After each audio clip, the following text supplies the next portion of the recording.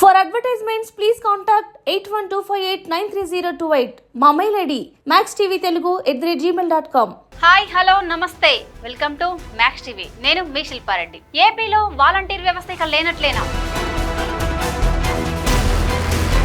ఆంధ్రప్రదేశ్ రాజకీయాలు రోజు రోజుకి మరింత ఆసక్తిపరంగా మారుతుంటే ఆ రాజకీయాల కారణంగా కొంతమంది సామాన్యుల భవిష్యత్తు ఆగమ్య గోచరంగా మారిందని చెప్పవచ్చు. అటువంటి వారిలో వాలంటీర్లు ముందు వరుసలో ఉంటారు.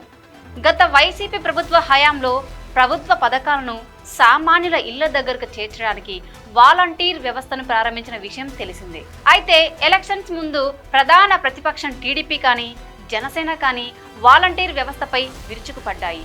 వారి వల్ల సెన్సిటివ్ ఇన్ఫర్మేషన్ లీక్ అవుతుందని, ఆంధ్రప్రదేశ్లో పెరిగిపోతున్న ఆడవాళ్ళ మిస్సింగ్ కేసులు కూడా ఇదే కారణమని అప్పట్లో పవన్ కళ్యాణ్ సైతం ఆరోపించారు. అంతేకాకుండా కేవలం 5,000 జీతంగా ఇస్తూ ఆంధ్రప్రదేశ్ యువత భవిష్యత్తును జగన్ నాశనం చేస్తున్నాడని కూడా ఆరోపించారు.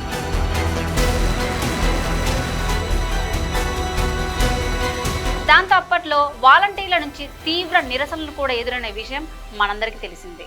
అయితే ఎలక్షన్స్ దగ్గర పడుతున్న కొద్దీ వేల సంఖ్యలో ఉన్న వాలంటీర్లని బుజ్జగించడానికి కూటమి నాయకులు వాలంటీర్ వ్యవస్థను కొనసాగిస్తామని, వారికి మరో 5,000 పెంచి మొత్తం 10,000 రూపాయల గౌరవ వేతనం అందించేలా చూస్తాం అని హామీలు ఇవ్వడం జరిగింది.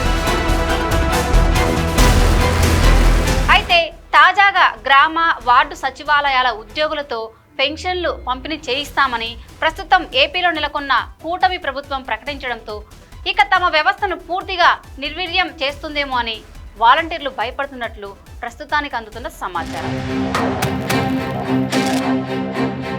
ఇప్పటికే కొంతమంది వాలంటీర్లు పలు మీడియా వేదికలపై ఈ విషయంపై తమ ఆవేదన కూడా వ్యక్తపరచడం జరిగింది. మరి ఏపీలో వాలంటీర్ వ్యవస్థ కొనసాగుతుందా లేదా అనే విషయం తెలియాలంటే మరికొన్ని రోజులు వేచి చూడాల్సిందే.